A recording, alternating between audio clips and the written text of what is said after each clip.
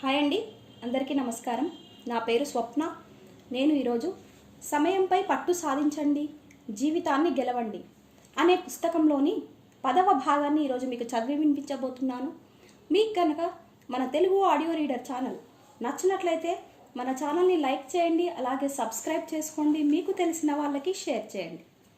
Okay అండి, ఈ 10వ భాగం వచ్చేసి నిశ్శబ్ద సమయం. నిశ్శబ్ద సమయం మౌనంగా కూర్చొని మీతో మీరు గడిపే సమయం. వీరు జీవితంలోనే అత్యంత ముఖ్యమైన సమయం. ఈ ప్రత్యేక సమయం ఆధ్యాత్మిక సమయం. అప్రమత్తత, చింతన, ఏకాంతం, ధ్యానాన్ని ఇది ఆవరిస్తుంది. నిత్యం వీటిని సాధన చేయటం వల్ల మీ జీవితం అద్భుత రీతిలో మార్పుకు లోనవుతుంది. ఆధ్యాత్మిక అభివృద్ధి అత్యున్నత మానవ ఆదర్శం ఎప్పుడూ కూడా అంతర్గత శాంతిని సాధించడమే. మీరు జీవితంలో ఎంత బాగా ఉన్నారన్నది మీరు మీతో, ఇతరులతో ఏ శాతం మేరకు ప్రశాంతంగా ఉన్నారనే దానితో నిర్ధారితమవుతుంది. ఇదే మంచి జీవితానికి కొలమానం. చరిత్ర అంతా కూడా ప్రపంచవ్యాప్తంగా వ్యక్తులు భిన్నమైన అన్ని రకాల మతపరమైన ఆధ్యాత్మిక సాంప్రదాయాలను అభివృద్ధి చేశారు. ప్రతి సందర్భంలోనూ ఈ వ్యక్తులు తమకన్నా గొప్పది, ఉన్నతమైన దానినే కోరుకుంటున్నారు. తాము కోరుకోదగిన ఉన్నతమైన విలువలు లేక విశ్వాసాలు ఇవి. ఈ మత సాంప్రదాయాల అంతిమ లక్ష్యం ఏమిటంటే వ్యక్తులను ఉన్నత స్థాయి స్వస్థత, ఆనందం, అంతర్గత శక్తి దిశగా మళ్లించి మార్గదర్శనం చేయడమే. మరే ఇతర కార్యకలాపం కన్నా కూడా ఆధ్యాత్మిక అభివృద్ధి ప్రశాంతతను, ఆనందాన్ని తీసుకురాగలదు. ఇతర అంశాలతో పాటుగా మీరు నిత్యం అప్రమత్తత లేక చైతన్యంతో ఉండటాన్ని నిత్యం సాధన చేయడం ఆధ్యాత్మిక ఉన్నతికి అవసరం. సరళమైన పదాలలో చెప్పాలంటే ఈ అప్రమత్తత లేక చైతన్యం అంటే మీరు పూర్తిగా నిశ్శబ్దమై మీ పట్ల, మీ పరిసరాల పట్ల చైతన్యంలో ఉండేలా మిమ్మల్ని మీరు క్రమశిక్షణలో ఉంచుకుంటే ప్రవేశించే స్థితి. ఆధ్యాత్మిక ఉన్నతి కోసం పని. ఆధ్యాత్మిక అభివృద్ధిని సాధించడానికి నేర్చుకోవడంతో పాటుగా ఈ ఐడియాలను మీ జీవితానికి ఎలా అనువర్తింపచేయడం అవసరం. అనుభవం దానిని అదే మోతాదులో ప్రతిబింబింపచేయడమే జ్ఞానం అని అరిస్టాటిల్ రాశారు. నిత్యం బిజీగా ఉండడం, ఎలక్ట్రానిక్ ఆటంకాలు, టెలివిజన్, నలుగురితో కలవడం అన్నవి మన మనసులను, మెదళ్లను ఎంతో బిజీగా ఉంచుతాయి. కనుక మనం వాస్తవంగా ఆగి మనమేం చేస్తున్నాం లేక మన చుట్టూ ఏం జరుగుతోందని అని ఆలోచించడానికి మనకు దాదాపుగా సమయం ఉండదు.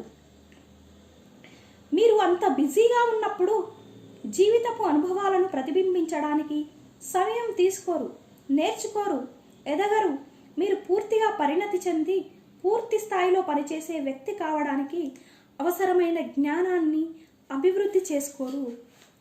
మీ అనుభవాల గురించి ఆలోచించడానికి, ప్రతిబింబించడానికి ఎక్కువ సమయం తీసుకుంటే మీ జ్ఞానం, తెలివి అంత లోతుగా ఉంటాయి.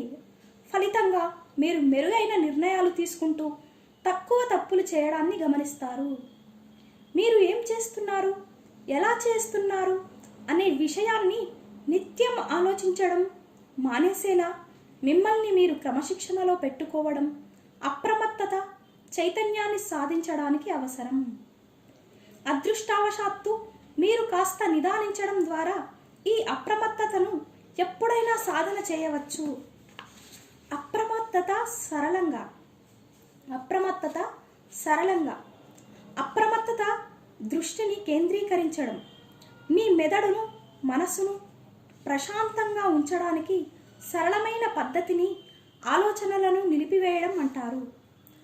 ఆలోచనలను నిలిపివేసే మీ మనస్సును స్పష్టం చేసుకునే సామర్థ్యాన్ని పెంచుకోవటానికి మీ దృష్టిని, కేంద్రాన్ని రోజువారీ జీవితం నుంచి మళ్లించి శ్వాస తీసుకోవడం, శ్వాస వదలడం పైకి మళ్లించడం అవసరం.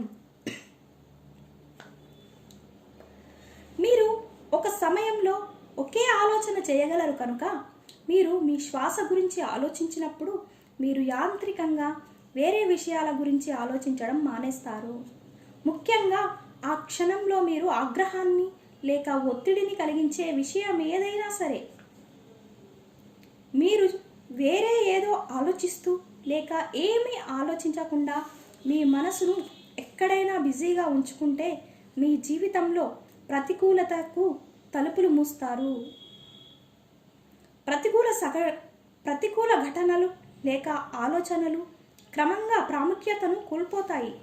కొన్నిసార్లు అవి పెద్ద గదిలో సిగరెట్ పొగలాగా పూర్తిగా అదృశ్యమవుతాయి. ఆలోచనలను నిలిపివేసి మెదడును, మనస్సును ప్రశాంతతకు లోను చేసి మీ అప్రమత్తత, చైతన్యపు స్థాయిలను పెంచేందుకు మీరు ఉపయోగించగల శ్వాస పద్ధతి ఏమిటంటే కూర్చొని మీ చేతులను మీ ఒళ్ళో మీ శరీరాన్ని తాకకుండా పెట్టుకొని 7 అంకెలు లెక్క పెట్టే వరకు శ్వాస తీసుకోవడం. లోతైన శ్వాసను తీసుకోండి. ఎంత లోతుగా సాధ్యమైతే అంత లోతుగా శ్వాసను లోపలికి తీసుకోండి. మీరు ఈ పని చేసేటప్పుడు 7 లెక్క పెట్టండి. తర్వాత నెమ్మదిగా 7 వరకు లెక్క పెడుతూ శ్వాసను బంధించండి. అంతిమంగా మళ్ళీ 7 వరకు లెక్క పెడుతూ శ్వాసను వదలండి. మీరు ఎప్పుడైనా ఒత్తిడి లేక ఆగ్రహం లేక సమావేశం లేక ప్రెజెంటేషన్ వంటి ఏదైనా ముఖ్యమైన ఘటనకు ముందు ఈ పూర్తి అభ్యాసాన్ని చేయండి. ఈ 7-7-7 శ్వాస పద్ధతి మీ మెదడులో ఎండార్ఫిన్లను విడుదల చేస్తుంది. ఈ ఎండార్ఫిన్లు అనేవి ప్రకృతి హ్యాపీ డ్రగ్. కొద్దిపాటి ఈ హార్మోన్లు మీకు ప్రశాంతమైన భావనను, మానసిక స్పష్టత భావనను ఇస్తాయి. మీరు ఆనందంగా, సృజనాత్మకంగా ఉంటారు. మిమ్మల్ని మీరు గుర్తుపెట్టుకోండి. ఆది భౌతికవాది అయిన పయోటర్ ఔస్పెస్కీ మిమ్మల్ని మీరు గుర్తుపెట్టుకోవడాన్ని వ్యక్తి తనను తాను కేంద్రంగా ఉంచుకొని స్వీయ అవగాహనను, చైతన్యాన్ని పెంచుకునే పద్ధతిగా బోధించారు. మన మనసులో, మెదడులో వందల వేల ఆలోచనలు అంతం లేని చైతన్య స్రవంతిలా నదిలా ప్రవహిస్తుంటాయని ఔస్పెస్కీ బోధించారు. ఈ అనంతమైన ఆలోచనలు మనం స్పృహతో నిద్రించే రూపంలోకి పడిపోయేలా చేస్తాయి. ఈ స్థితిలో మనం యాంత్రికంగా పనిచేస్తూ మన పరిసరాల గురించి స్పృహ లేకుండా ఉంటాం. తాము కారులోకి ఎక్కి ఉద్యోగానికి డ్రైవ్ చేసుకుంటూ వెళ్ళి ఆ ట్రిప్ గురించి ఒక్క విషయం కూడా గుర్తులేకపోవడం ప్రతి ఒక్కరికి అనుభవంలోకి వచ్చిన విషయమే. మీరు మీ ఆఫీస్కు వెళ్ళేటప్పుడు మీ మనసు వేరే ఆలోచనల్లో కూరుకుపోయి ఉండటం వల్ల అప్రమత్తత లేకుండా మీరు యాంత్రికంగా డ్రైవ్ చేస్తారు. ఎందుకంటే ఆ దారిలో మీరు అనేక సార్లు మీ కారును నడిపారు. ఏదో ఒక రాయికి కొట్టుకోవడము లేక దాదాపు ప్రమాదం జరిగినటువంటి అనూహ్యమైన ఘటన చోటు చేసుకున్నప్పుడు మనం హఠాత్తుగా మేలుకుంటాం. కానీ క్షణాలు గడిచిపోయిన తర్వాత మనం మన స్పృహతో కూడిన నిద్రలోకి జారుకుంటాం. న్యూ టెస్టామెంట్ జీసస్ ఏమంటారంటే, నిద్రిస్తున్న వారంతా మేల్కోండి అని. అంటే వ్యక్తులు మరింత ఆలోచనాత్మకంగా, అప్రమత్తంగా, ఎరుకతో ఆయన చెప్తున్న దాన్ని పట్ల యాంత్రికంగా స్పందించకుండా మరింత సన్నిహితమైన దృష్టి పెట్టేలా వ్యక్తులను ప్రోత్సహించడం. ఎందుకంటే సాధారణంగా చాలామంది వ్యక్తులు సమాచారాన్ని యాంత్రికంగా అర్థం చేసుకుంటారు. అప్రమత్తత, చైతన్యం లేక ఎరుకను మిమ్మల్ని మీరు గుర్తుపెట్టుకోవడం, అనుభవంలోనికి తెచ్చుకోవడానికి నేను ఇక్కడ ఉన్నాను అని చెప్పుకోండి. మీరు ఈ మాటలు అన్నప్పుడు మొదటిసారిగా మీ ప్రపంచాన్ని, పరిసరాలను చూస్తున్నట్టుగా చుట్టూ చూడండి. మీ చుట్టూ ఉన్న వివరాలను గుర్తించండి. మీ వాతావరణాన్ని, పరిసరాలను చూడని లేక అనుభవంలోకి రాని ఒక అంధ వ్యక్తికి లేదా ఫోన్లో మాట్లాడుతున్న వ్యక్తికి మీ పరిసరాలను వర్ణిస్తున్నట్లుగా ఊహించుకోండి. మీరు ఈ పని చేసినప్పుడు మీరు చాలా చూడటమే కాదు, ఇంతకు ముందు కన్నా మీ ప్రపంచం పట్ల సున్నితంగా తయారవుతారు. నిత్య జీవితంలో అప్రమత్తత చైతన్యం. నిత్య జీవితంలో అప్రమత్తత చైతన్యం. చాలామంది వ్యక్తులు త్వరగా ఆలోచించకుండా తినేస్తారు. వారు తమ ఆహారం లేక పరిసరాల పట్ల తక్కువ దృష్టి పెడతారు. కానీ మీరు భోజనం చేసే సమయాన్ని చైతన్యంతో కూడిన అనుభవంగా మార్చుకోవచ్చు. మీరు తినేటప్పుడు కాస్త నిదానించి మీ భోజన అనుభవంలో ఉన్న అన్ని అనుభవాలను, గదిలో ఉన్న వివిధ లక్షణాలను గమనించవచ్చు. మీ పరిసరాల పట్ల అప్రమత్తతతో ఉండండి. టేబుల్ను, గిన్నెలను, కట్టరీని, గ్లాసులను ఎలా సర్దారో చూడండి. తినేటప్పుడు నిదానంగా, ఉద్దేశపూర్వకంగా నమలండి. మీ ఆహారాన్ని బాగా నమిలేందుకు సమయం తీసుకోండి. వివిధ రుచులను ఆస్వాదించండి. ప్రతి చిన్న ముద్దను ఆస్వాదించండి. మీరు మొదటిసారి లేక చివరిసారి తింటున్నట్టుగా ఆహారపు వాసనలు, సువాసనలు, భిన్నమైన రుచులను గమనించండి. నిత్యం చేసే కార్యకలాపాన్ని నిదానంగా చేస్తూ మీరు ముందుకు వెళ్ళడాన్ని గమనించడం ద్వారా మీరు మీ అప్రమత్తతను, చైతన్యాన్ని నాటకీయంగా పెంచుకోవచ్చు. ఉదాహరణకు, మీరు మీ నడక వేగాన్ని తగ్గించుకుంటే మీరు తక్షణమే మీ కదలికల పట్ల అప్రమత్తం అవుతారు. మీరు వాస్తవంగా మిమ్మల్ని మీరు మెరుగ్గా గుర్తుపెట్టుకుంటారు. మీ గురించి, మీ చుట్టూ ఉన్న ప్రపంచం గురించి చైతన్యంతో స్పృహతో ఉంటారు. మీరు నేను ఇక్కడ ఉన్నాను అనుకుంటారు. మీరు ఏదైనా కార్యకలాపాన్ని, అంట్లు తోమడం, పళ్ళు తోముకోవడం లేక దినపత్రిక పేజీలను తిప్పడం సహా దేనినైనా నిదానింప చేసినప్పుడు వెంటనే మీ చర్యల పట్ల స్పృహ పెరగటాన్ని తక్షణమే మీరు గమనించి మీ పరిసరాల పట్ల మరింత సున్నితం అవుతారు. సమస్య పరిష్కారానికి అప్రమత్తత చైతన్యాన్ని సాధన చేయటం. సమస్య పరిష్కారానికి అప్రమత్తత చైతన్యాన్ని సాధన చేయటం. మీకు ఏ రకమైన సమస్య వచ్చినా వెంటనే ఏకాంతంగా ఉండటాన్ని సాధన చేయండి. పరిష్కారాన్ని కనుక్కొనడానికి మౌనాన్ని ఆశ్రయించండి. రణగూన ధ్వనులు లేక ఆటంకాలు కలుగని ఒక చోట సౌకర్యవంతంగా కూర్చోండి. మీ మనసును పూర్తిగా విశ్రాంతి పొందనివ్వండి, సేద తీరనివ్వండి. మీ నిత్య జీవితంలో మీరు చేస్తున్న పనుల గురించి మీ మనసు పరిగెత్తడం ఆపే వరకు, ఆలోచించడం మానే వరకు 20 నుంచి 30 నిమిషాలు నిశ్శబ్దంగా గడిపేందుకు సిద్ధం కండి. పూర్తి నిశ్శబ్దంతో 30 నిమిషాలు గడిపిన తర్వాత మీ మనసు లేక మెదడు పూర్తిగా కలవరం లేకుండా స్తబ్దమవుతుంది. మీకు అద్భుతమైన ప్రశాంతత అనుభవంలోకి వస్తుంది. మీరు విషయాలను మరింత స్పష్టతతో చూస్తారు. మీరు నిశ్శబ్దంగా, శాంతంగా కూర్చుంటే మీకు అత్యంత ముఖ్యమైన ప్రశ్నకు లేక సమస్యకు ఖచ్చితమైన సమాధానం మీ మనసుకు తడుతుంది. ఎందుకంటే మౌనంగా కూర్చోవడం అనేది మానవాతీత చైతన్యపు కార్యకలాపానికి ప్రేరణను ఇస్తుంది. మీ సమస్యకు లేక ప్రశ్నకు సమాధానం లభించినప్పుడు అది సరళంగా, స్పష్టంగా ఉంటుంది. అది మీ సమస్య లేక సంక్లిష్టతల ప్రతి వివరానికి జవాబు ఇస్తుంది. దాన్ని తక్షణం అమలు చేయటం మీ శక్తి సామర్థ్యాల పరిధిలోనే ఉంటుంది. మీరు ఏకాంతాన్ని సాధన చేసిన ప్రతిసారి మీలో ఉండే చిన్న గొంతుక మీతో మరింత స్పష్టతతో మాట్లాడుతుంది. కాలక్రమంలో ఈ చిన్న గొంతుక పెద్దదై మరింత తక్షణమే వినిపిస్తుంది. అది వేగంగా, గొప్ప ఖచ్చితత్వంతో పనిచేస్తుంది. ఈ సహజ భావన అభివృద్ధి అనేది సమయాన్ని ఉత్తమంగా ఉపయోగించుకోవడం వల్ల కలిగే ఒక ప్రధాన ఫలితమే కాదు, ఆధ్యాత్మికాభివృద్ధికి కీలకం కూడా. నీటిని గురించి ఆలోచించండి. మీ మానవాతీత చైతన్యపు శక్తులను ప్రేరేపించడానికి మీరు ఉన్నతమైన ఆధ్యాత్మిక స్థాయిని సాధించేందుకు మరొక మార్గం నీటి గురించి ఆలోచించడం. ఎందుకంటే మానవ శరీరంలో 70% నీటితో నిండి ఉండడం వల్ల మనకు అన్ని రకాల నీటితో ఒక సహజమైన అనుబంధం ఉంటుంది. ముఖ్యంగా జలాశయాలతో. మీరు ఎప్పుడైనా జలాశయం పక్కన నిశ్శబ్దంగా కూర్చుంటే కాసేపటికే మీ మనసు, మెదడు ప్రశాంతం, స్పష్టమవ్వడమే కాక మీలోని సహజ భావనలు అంతర్దృష్టి నదిలా ప్రవహిస్తుంది. మీరు నీరు ప్రవహించే ప్రాంతం సమీపంలో లేకపోతే మీరు జలాశయం గురించి ఆలోచించవచ్చు. లేదైనా చెరువు లేక సముద్రం, లేదంటే మీ ముందు నుంచే గలగలా ప్రవహించే సెలయేరు గురించి ఆలోచించండి.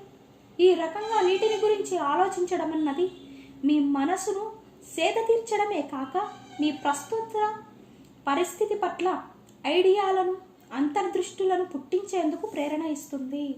స్విమ్మింగ్ పూల్ పక్కన నిశ్శబ్దంగా మీ ముందు ఉన్న నీటిని చూస్తూ కూర్చోవడం కూడా మీ మనసు, మెదడు, ఉద్వేగాలపై ప్రశాంతమైన ప్రభావాన్ని చూపుతుంది. ధ్యాన సాధన.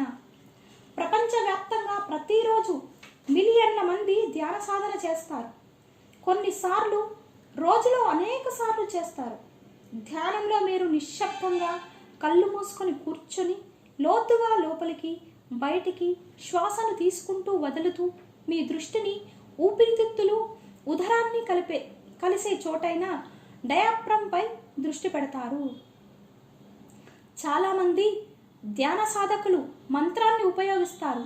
శాంతి, ప్రేమ, నిర్మలత వంటి సరళమైన పదాలను తాము సామరస్యపు ఆనంద స్థితిని చేరే వరకు పదే పదే ఉచ్చరిస్తూ ఉంటారు. చాలాసార్లు ధ్యాన సాధకులు చీకటిగా ప్రశాంతంగా ఉన్న గదిలో కొవ్వొత్తి ఎదురుగా కూర్చొని 20 నుంచి 60 నిమిషాల పాటు తమ శ్వాసపై దృష్టిని కేంద్రీకరించి సాధన చేస్తారు. మీరు కూర్చొని చూసేందుకు మండుతున్న కొవ్వొత్తిని చూసే యాప్ ఒకటి ఉంది. ఇది ధ్యానానికి తోడ్పడుతుంది. మానసికంగా సేద తీరడానికి మరొక పద్ధతి ఏమిటంటే వాకింగ్ మెడిటేషన్, నడుస్తూ ధ్యానం చేయటం. దీనిని ప్రకృతిలో మీరు చేయవచ్చు. మీరు మీ పొరుగు ప్రాంతంలో లేదా దగ్గరలో ఉన్న పార్కులో నడవవచ్చు. మీరు అడవిలో లేక సముద్ర తీరంలో నడవవచ్చు. మీరు నిశ్శబ్దంగా కూర్చొని చేసే సాధన వల్ల ఒలగాడే సేద తీరటం, ఉన్నతమైన సృజనాత్మకత వంటి లబ్ధినే ఇక్కడ పొందుతారు.